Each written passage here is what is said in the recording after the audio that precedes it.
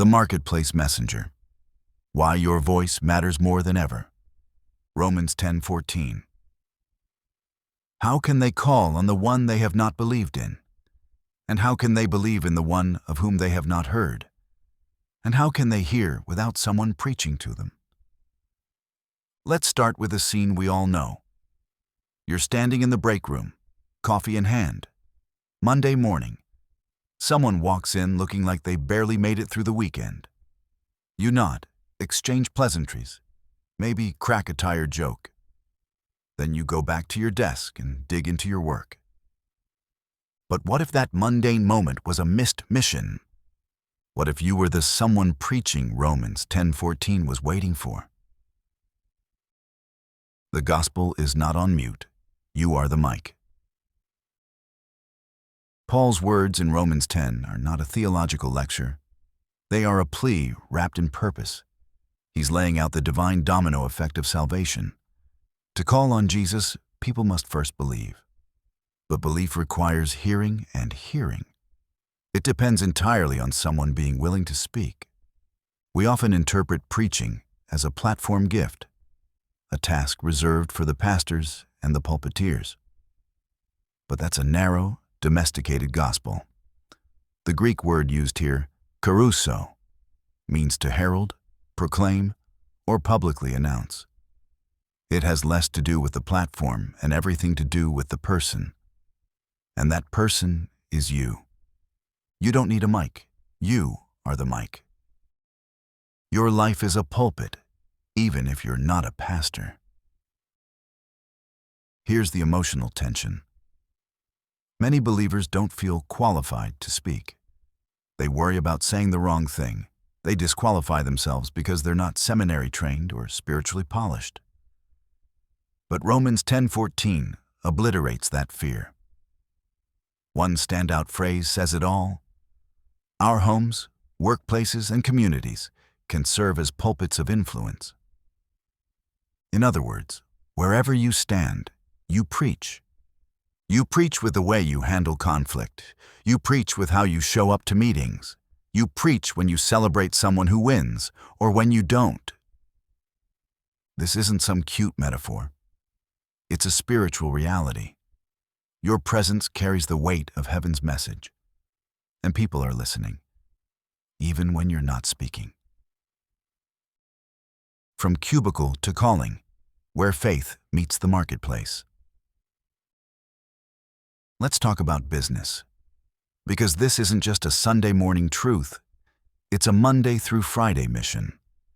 Professionally, you are positioned. You don't need to work at a church to do the work of the church. Your spreadsheet, your Slack message, your strategic meeting. If your heart is surrendered to Christ, they are all potential delivery mechanisms for the gospel. Let's be clear. This isn't about slapping a Bible verse on your email signature or awkwardly evangelizing during sales calls. It's about being deeply intentional. It's about integrity in handling money, patience when dealing with inefficiency, and kindness when you could quickly be cold. It's about presence, being fully there for the people God places in your path. The gospel is a message of hope. But hope needs a mouthpiece. You are that mouthpiece in your industry. The domino effect of obedience. Paul's logic in Romans 10:14 flows like a reverse waterfall. Salvation starts with calling, but calling starts with someone's courage to speak. Let's bring this down to street level. Imagine someone in your network, a friend, co-worker, or client, on the brink of burnout. They're questioning everything, life, purpose, faith, and they're waiting. They wouldn't say it that way, but there's a gap in their spirit. Now imagine you're the person God intends to fill that gap, not with perfect answers, but with real presence. Maybe it's a conversation. Perhaps it's a prayer. Maybe it's just listening with no agenda. But that tiny seed you plant, it might be the spark that leads them to call out to God. And that should wreck us in the best way. You're not just a messenger, you're the message. Here's the kicker. It's not just about the words you say. It's about the life you live. Your daily faithfulness is the sermon. In the simplicity of everyday interactions, we become vessels of His love and messengers of the gospel. That's your business plan and growth strategy. Be a vessel. The most potent evangelism isn't found in polished presentations. It's found in the humble, gritty, day-by-day obedience of someone who chooses to be interruptible, teachable, and compassionate. When people see the peace in your eyes during pressure, they ask why. When they see you choose integrity over shortcuts, they wonder how. When they watch you forgive where others would retaliate, they start to listen. That's when the Spirit moves. That's when the gospel begins to breathe. No more excuses, just faith in action.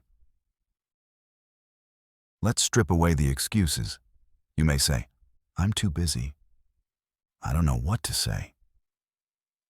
I don't want to offend anyone. I'm not good enough. But none of that stands up against the truth of Romans 10:14 and the weight of eternity. Because here's the truth. God doesn't need you to be impressive. He just requires you to be obedient. Obedience is the microphone that turns your life into a sermon. So the real question is not, are you qualified? The real question is, are you willing? Closing challenge. Find your pulpit. Use your voice.